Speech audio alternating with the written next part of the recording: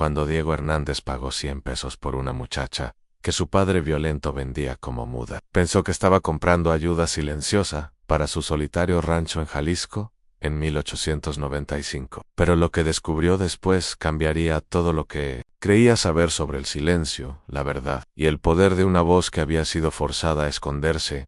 A la sangre goteaba de los nudillos de Diego mientras martillaba el alambre torcido hasta enderezarlo. El sol de Jalisco quemaba como hierro candente contra su espalda en esta mañana de abril, y el sudor se mezclaba con tierra en su rostro curtido. Maldijo entre dientes y se chupó el corte en el pulgar. 17 años, 17 largos años, desde que había reclamado este pedazo de tierra en las montañas, y todavía la cerca vieja lo combatía como un potro salvaje. A los postes de madera se inclinaban en ángulos locos, grises por el viento eterno y los veranos abrasadores. Cada tabla contaba una historia de reparaciones solitarias, hechas por las manos de un solo hombre, decisiones tomadas sin otra alma a quien consultar. Diego se limpió la frente con una manga rasgada y miró a través de su tierra. Los tallos de maíz de la cosecha del año pasado yacían esparcidos como huesos rotos. La puerta del granero colgaba chueca de bisagras oxidadas. Su yegua Canela permanecía en la sombra, las costillas visibles a través del pelo café opaco en todo. Aquí estaba cansado, viejo, medio roto igual que él a los 35 años. Diego se había acostumbrado a hablar solo. La hablaba Canela cuando le daba avena, les hablaba a las gallinas cuando recogía huevos, hasta le hablaba a la cruz de madera que había tallado para la tumba de su hermano. Aunque Alejandro había muerto peleando contra los rurales en Sonora, y nunca había llegado a casa a Jalisco, debería haberme casado con María Elena cuando tuve la oportunidad, murmuró Diego, clavando otro clavo en la tabla terca. Pero no había tenido que esperar hasta después de la revolución. Había tenido que ser el responsable. La guerra había robado 4 años de su vida. Cuando regresó, María Elena se había casado con el hijo del alcalde y se había mudado a Guadalajara. Las otras mujeres elegibles en el pueblo habían encontrado esposos o se habían marchado ahora. La mayoría de los días, la única voz femenina que Diego escuchaba pertenecía a la vieja señora Remedios en la tienda del pueblo, y ella principalmente se quejaba del clima en su estómago. Gruñó, recordándole que el desayuno había sido nada más café frío y pan duro otra vez. Diego no sabía cocinar mucho más allá de frijoles y tocino, y hasta eso usualmente terminaba quemado o sin sal. Soñaba a veces con tortillas frescas, mole poblano, el aroma de pan horneándose en una cocina tibia. Pero los sueños no llenaban estómagos vacíos ni reparaban cercas rotas. Anuna Calandria cantó desde algún lugar en el pasto alto su canción dulce y solitaria. Diego pausó su martilleo para escuchar. La melodía del pájaro le recordó el tarareo de su madre cuando trabajaba en su jardín allá en Michoacán, antes de que muriera de fiebre, antes de que todo lo bueno pareciera escurrirse como agua entre sus dedos. El sonido de ruedas en el camino distante lo hizo levantar la vista. Una carreta se acercaba, moviéndose lentamente a través del calor matutino. Las visitas eran raras aquí. Su vecino más cercano vivía a 5 kilómetros al sur, y la familia Herrera había levantado campamento el mes pasado, dirigiéndose hacia Michoacán, donde decían que la tierra era más fácil y las lluvias más confiables. Diego entrecerró los ojos contra el cielo brillante, tratando de distinguir quién podría venir hacia su rancho. La carreta se veía áspera, tirada por caballos que se movían como si estuvieran cansados hasta los huesos. No era el tipo de vehículo que traía buenas noticias o visitas amigables. Algo frío se asentó en su estómago mientras la carreta crecía más grande. 2 figuras se sentaban en el asiento delantero, un hombre manejando y alguien más pequeño a su lado. En la parte trasera, Diego pudo distinguir a una tercera persona, encorvada y quieta como la muerte. Telló su martillo y se limpió las manos en los pantalones. Años de guerra le habían enseñado a confiar en sus instintos, y ahora cada instinto gritaba que el problema se dirigía directamente hacia su portón. El conductor llevaba un sombrero golpeado jalado bajo sobre su cara. Su ropa parecía haber visto tiempos difíciles en pantalones remendados. Una camisa que pudo haber sido blanca alguna vez. Botas sostenidas con tiras de cuero. La figura más pequeña a su lado era más difícil de distinguir. pero Diego captó un destello de cabello largo y oscuro en el lecho de la carreta. La tercera persona se sentaba perfectamente quieta, demasiado quieta, como alguien que había aprendido que moverse traía dolor. Diego había visto esa clase de quietud antes, en prisioneros y soldados golpeados. Era la quietud de alguien que había perdido la esperanza. La carreta se acercó más, las ruedas levantando pequeñas nubes de polvo. Diego podía escuchar al conductor hablando ahora, aunque no podía distinguir las palabras. La voz sonaba áspera, enojada, como un hombre acostumbrado a salirse con la suya a través de amenazas y violencia, mientras se acercaban a su portón. Diego notó algo más. La figura más pequeña en el asiento de la carreta definitivamente. Una mujer joven mantenía la cabeza baja y las manos dobladas. Nunca miró al conductor cuando hablaba, nunca respondió, nunca se movió, a menos que absolutamente tuviera que hacerlo. El sentimiento frío en el estómago de Diego creció más fuerte. Había visto suficiente gente rota durante la guerra para reconocer las señales. Esta muchacha estaba asustada más que asustada. Estaba aterrorizada. YL. A su lado era la razón. La carreta se detuvo en el portón de Diego, las ruedas chirriando hasta parar. El polvo se asentó lentamente en el aire quieto. El conductor empujó hacia atrás su sombrero, revelando una cara marcada por años de bebida y violencia, con ojos pequeños y malvados. Una boca que probablemente sonreía solo cuando alguien más estaba sufriendo. ¿Tú eres Diego Hernández?, gritó. El hombre Diego asintió, su mano moviéndose instintivamente más cerca de la vieja pistola del ejército que todavía llevaba en la cadera. Algo sobre esta situación se sentía peligroso, como estar demasiado cerca de una víbora de cascabel. Mi nombre es Ramón Vegadello, el hombre, bajándose de la carreta con movimientos que hablaban de viejas heridas y dolor constante. Escuché que podrías estar buscando ayuda en este lugar. El sonido de una taza quebrándose contra el piso de adobe resonó a través de la pequeña cocina. Esperanza se quedó paralizada, sus ojos verdes llenándose de terror como si esperara. Un golpe en Diego levantó lentamente las manos, mostrando las palmas vacías. Está bien, dijo suavemente. Solo fue un accidente. Había sido un día completo desde que la carreta de Ramón desapareció en la distancia, llevándose con ella los 100 pesos que representaban casi todo lo que Diego tenía ahorrado. Esperanza se había quedado de pie junto al portón por una hora completa, después de que su padre se fue. Como si no pudiera creer que realmente se había marchado, Ana ahora se arrodilló para recoger los pedazos de cerámica. Sus movimientos rápidos. Diego se agachó a su lado, pero ella se encogió cuando él se acercó. La distancia entre ellos se sentía enorme, como un cañón que ninguno sabía cómo cruzar. Esperanza, dijo Diego gentilmente, usando su nombre por primera vez. No tienes que limpiar todo. No eres mi sirvienta. Ella lo miró con confusión escrita en su cara. Lentamente señaló hacia sí misma, luego hacia los pedazos rotos, luego alrededor del cuarto. El mensaje era claro. Esto era para lo que estaba aquí. Diego negó con la cabeza. Estás aquí para estar segura. Eso es todo. Esperanza inclinó la cabeza como si estuviera tratando de entender palabras en un idioma extranjero. Segura era todavía una idea nueva para ella, algo en lo que no podía creer completamente todavía en esa tarde. Diego la encontró reorganizando la despensa con una eficiencia que lo sorprendió. Había agrupado los granos por tipo, organizó las pocas latas que tenía por tamaño, y hasta había limpiado los estantes hasta hacerlos brillar. El trabajo había tomado horas y era perfecto. ¿Dónde aprendiste a hacer esto?, preguntó Diego. Esperanza señaló hacia sí misma. Luego hizo gestos, como si estuviera enseñándose. Se había enseñado sola, y había mantenido en secreto sus habilidades, cuando llegó la hora de la cena. Diego se ofreció a cocinar, pero Esperanza ya había comenzado a preparar algo que olía mejor que cualquier cosa que él hubiera hecho en años. Se movía por la cocina con confianza, agregando especias que Diego había olvidado que tenía, creando sabores que despertaron memorias de la cocina de su madre. Esto está increíble, dijo Diego después del primer bocado.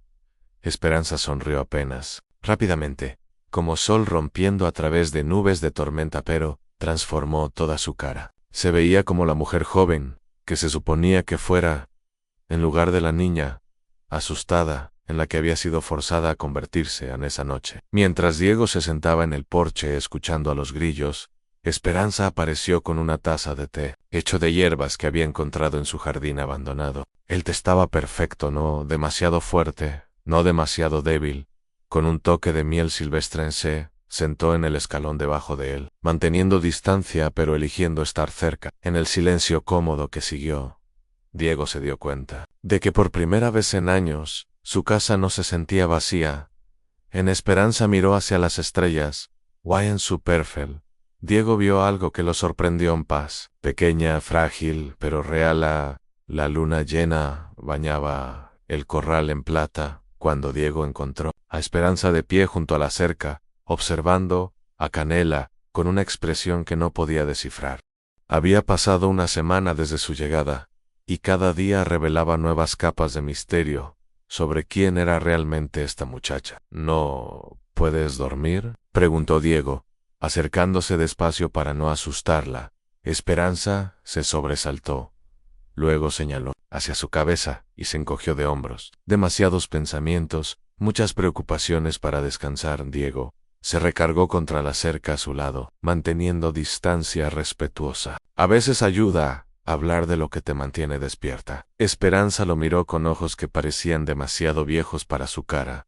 Luego hizo un gesto hacia su garganta y negó con la cabeza. No podía hablar, el gesto decía, pero Diego había comenzado a sospechar que había más en esa historia durante los últimos días.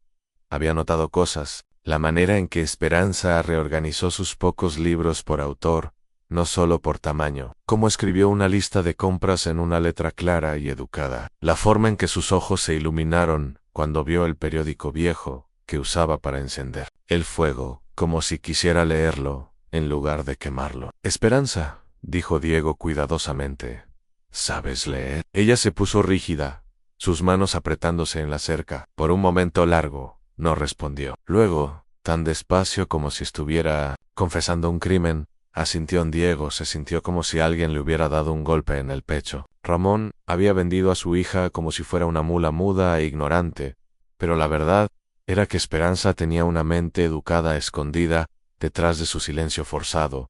¿Quién te enseñó?, preguntó gentilmente. Esperanza tocó su corazón, luego señaló hacia el cielo. Alguien que amaba, alguien que se había ido.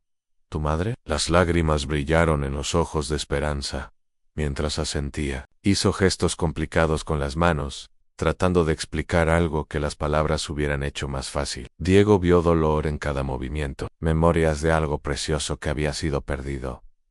Esa noche, Diego dejó uno de sus libros en la mesa de la cocina, una colección de poemas de Sor Juana Inés de la Cruz, que había pertenecido a su madre. Por la mañana, el libro había sido movido, las páginas cuidadosamente volteadas como si alguien hubiera leído cada palabra con hambre. Cuando Diego miró a Esperanza durante el desayuno, ella bajó los ojos, pero no antes de que él captara el destello de gratitud allí. Ella había estado hambrienta de palabras, de historias, de la conexión que solo los libros podían dar. Mientras los días pasaron, Diego comenzó a dejar más libros fuera. Historia, poesía, hasta un libro sobre técnicas de agricultura. To-dos desaparecían por las noches y regresaban por las mañanas, obviamente leídos y apreciados en una tarde, mientras reparaba la puerta del granero. Diego escuchó algo que lo hizo parar completamente. Era apenas audible sobre el viento, un sonido pequeño, musical, como alguien tarareando una canción de cuna. Se volteó lentamente y vio a Esperanza tendiendo ropa, completamente perdida en la música que creaba. Cuando se dio cuenta de que la estaba observando, el tarareo se detuvo abruptamente. Sus ojos se llenaron de pánico, como si hubiera hecho algo terrible. Era hermoso, dijo Diego, rápidamente. No pares por mí. Pero el momento se había roto. Esperanza terminó su trabajo en silencio, dejando a Diego preguntándose cuántos otros secretos guardaba, y por qué tenía tanto miedo de dejarlo salir.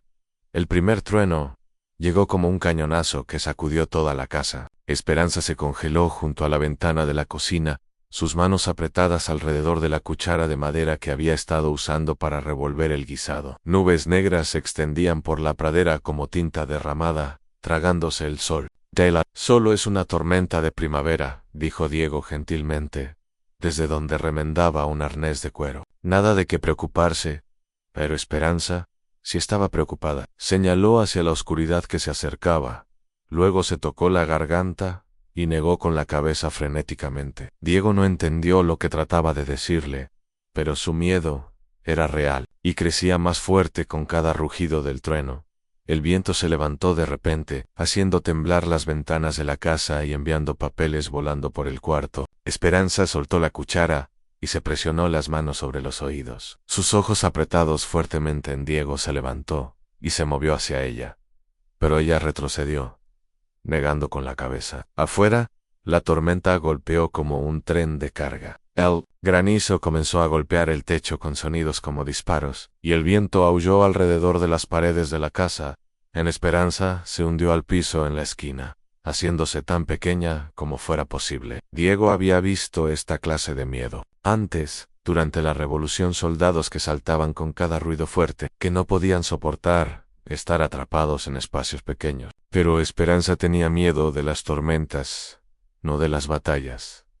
¿Qué le había pasado para hacerla tan aterrorizada? Un rayo masivo partió el cielo tan cerca que el trueno vino inmediatamente. La casa se sacudió y Esperanza dejó salir un pequeño grito de terror. Luego se tapó la boca con ambas manos, los ojos abiertos con horror. Diego se quedó perfectamente quieto. Ese grito había sido un sonido humano, un sonido de voz, no, el lenguaje de gestos que Esperanza había estado usando, sino una voz real. Esperanza, dijo suavemente, ¿eras tú? Ella negó con la cabeza frenéticamente, pero las lágrimas corrían por su cara. El secreto había salido, colgando en el aire entre ellos, como relámpago esperando atacar. Está bien, dijo Diego, moviéndose lentamente hacia ella. Lo que sea que temes, no tienes que temerlo aquí. Esperanza lo miró, y Diego vio años de terror en sus ojos. No solo miedo de las tormentas, sino miedo de ser descubierta, miedo del castigo, miedo de ser lastimada por algo tan simple como hacer un sonido.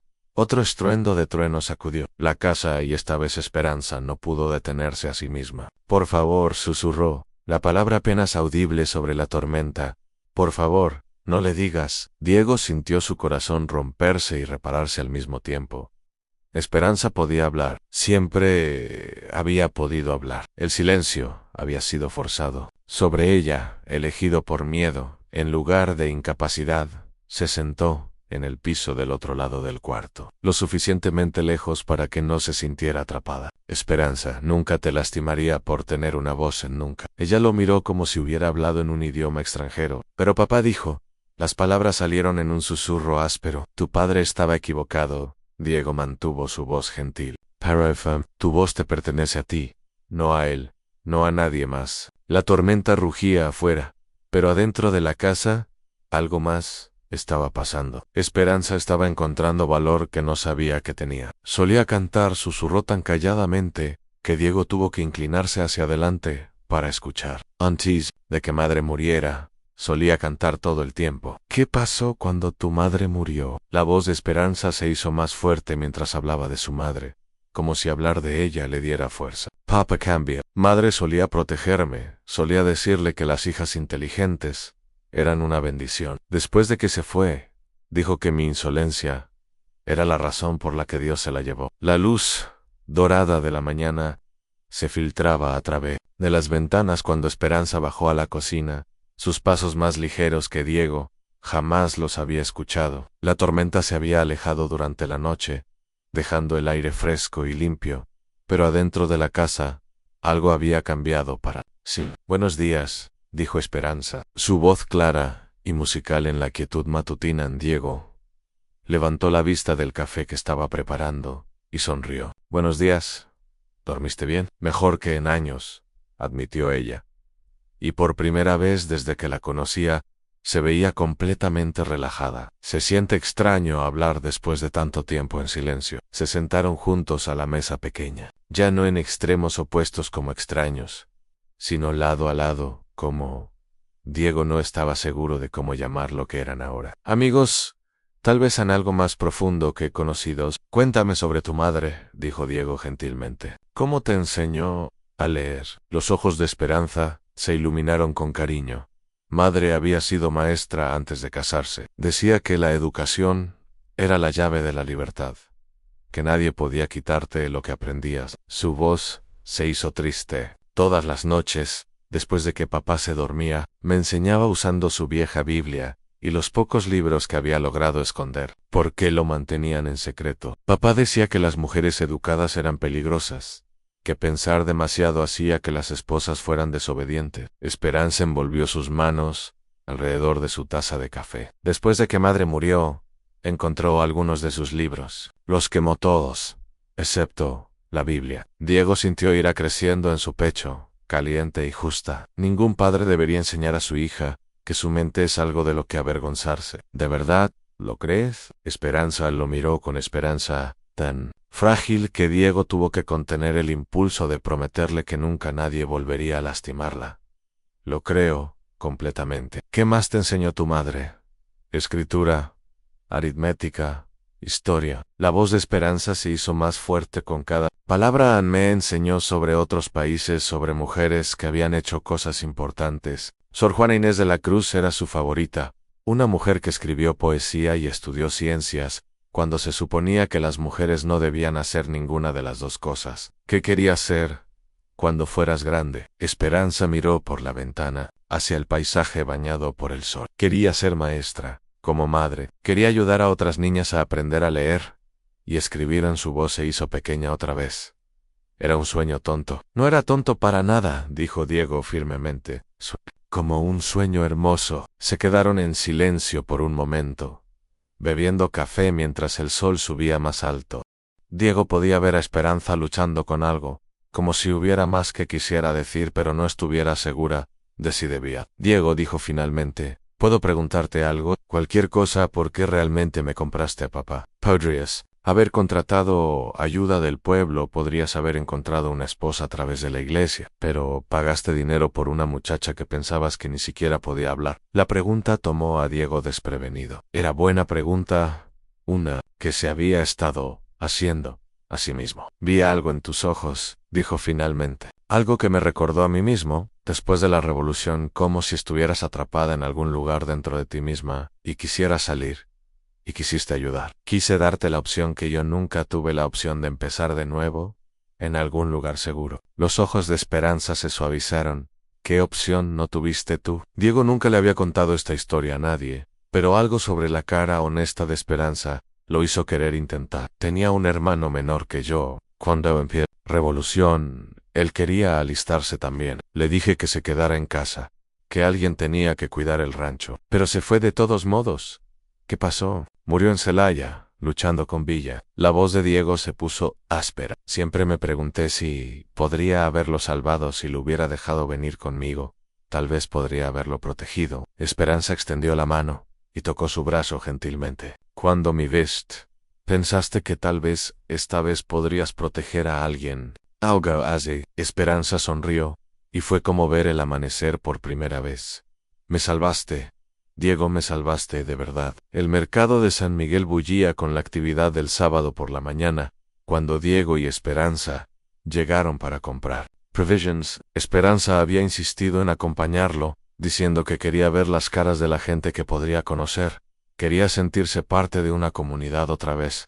¿Qué necesitamos?, preguntó Esperanza, consultando la lista que había escrito en su letra clara y educada. Harina, azúcar, tal vez algunas telas para hacerte un vestido nuevo, dijo Diego, disfrutando la manera en que los ojos de ella se iluminaron ante la mención de algo bonito para sí. Mismas se dirigían hacia el puesto de don Carlos cuando un murmullo extraño pasó por la multitud. La gente se apartaba, haciendo espacio para un hombre alto vestido de negro, que caminaba a través del mercado como si fuera dueño de cada piedra del pavimento. Don Patricio Mendoza, susurró una mujer cerca de ellos, y Diego sintió que la sangre se le helaba a Mendoza. Era el hombre más rico en 3 estados, dueño de haciendas que se extendían hasta el horizonte y de la mitad del ferrocarril entre aquí y la Ciudad de México. También era conocido por coleccionar cosas hermosas, caballos de pura sangre, arte europeo y mujeres jóvenes que no podían decir que no. Diego Hernández La voz de Mendoza cortó a través del ruido del mercado como un cuchillo. Hablar. Diego se movió instintivamente delante de Esperanza, pero ya era demasiado tarde. Los ojos fríos de Mendoza se habían fijado en ella como un halcón que había visto un ratón. ¿Sobre qué?, dijo Diego, su mano moviéndose cerca de su pistola. Sobre la muchacha que tienes. Mendoza sacó un papel doblado de su abrigo. Resulta que ya había un arreglo hecho para su matrimonio. Un arreglo legal, firmado y sellado. El mercado se había quedado en silencio, toda conversación deteniéndose, mientras la gente se reunía para escuchar. Diego sintió Esperanza temblar detrás de él.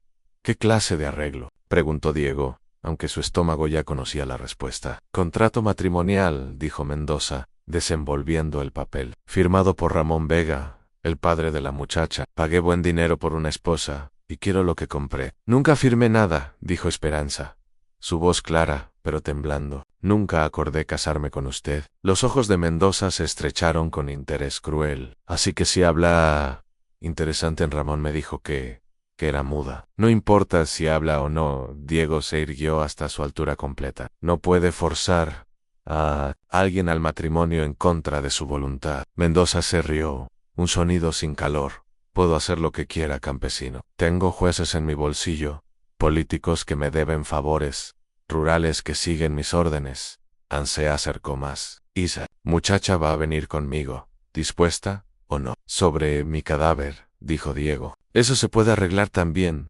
Mendoza sonrió, pero no era una sonrisa agradable. Tienes 3 días para traerla a mi hacienda.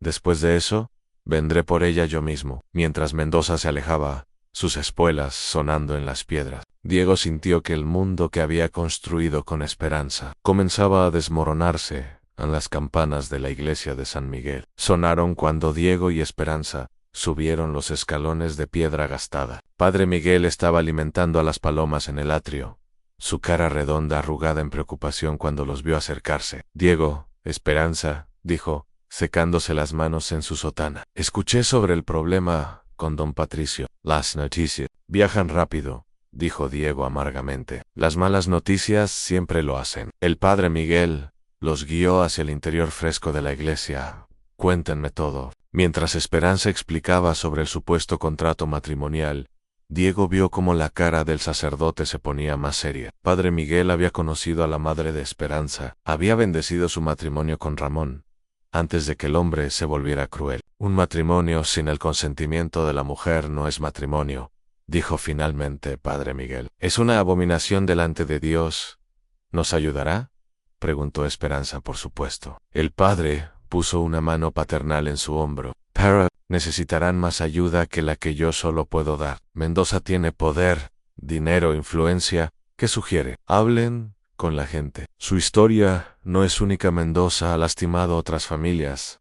Es hora de que alguien se pare contra él. Esa tarde, Diego y Esperanza visitaron a las familias esparcidas alrededor de San Miguel. En la casa de adobe de la familia Morales, encontraron simpatía inesperada. Mi hermana, dijo María Morales, apretando las manos de Esperanza. Mendoza trató de forzarla también. Stressed. Tuvo que huir a Guadalajara para escapar. En la pequeña tienda de don Carlos, el tendero contó una historia similar. Ese hombre piensa que puede comprar y vender gente como si fueran ganado.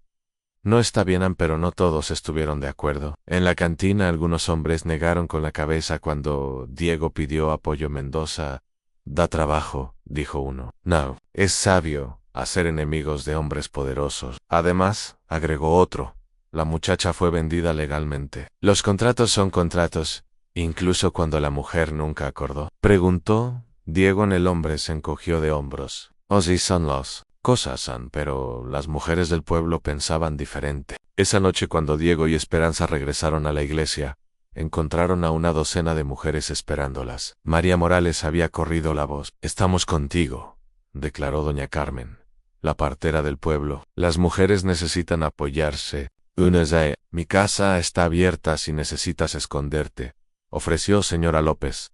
Tengo 4 hijos grandes, dijo otra. ¿Conocen cómo usar rifles? Esperanza se limpió las lágrimas mientras escuchaba a estas mujeres. La mayoría extrañas hasta ese día ofrecer ayuda sin pedir nada a cambio.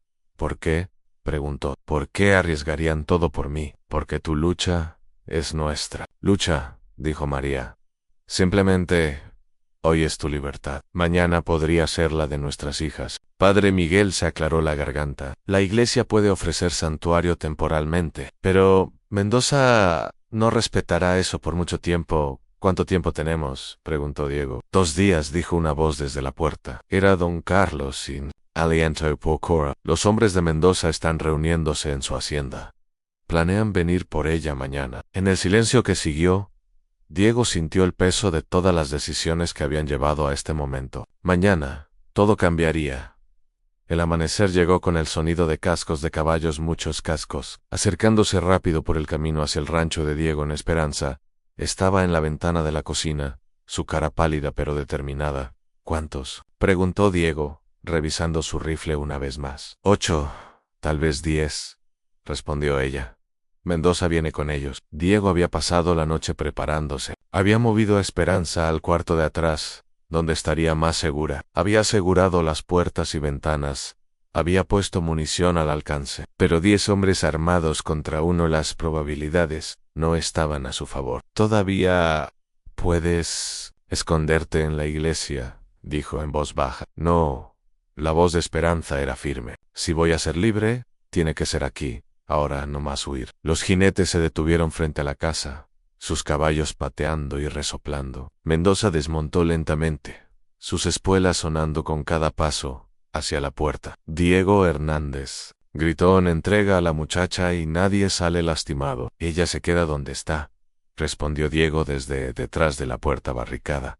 Entonces lo haremos por las malas. Mendoza hizo una señal a sus hombres en rodeo en la casa. Sí, Alan, no. Sale en 5 minutos, la sacamos. Diego escuchó pasos pesados alrededor de la casa, voces ásperas coordinando posiciones. Su corazón latía como tambor de guerra, pero sus manos estaban firmes en el rifle. En Diego, susurró Esperanza. No quiero que mueras por mí, y yo no quiero vivir en un mundo donde hombres como Mendoza se salen con la suya. Entonces, desde la distancia, llegó un sonido que hizo que Diego sonriera. Más cascos, acercándose rápido. Muchos más. ¿Qué carajo?, masculló uno de los hombres de Mendoza.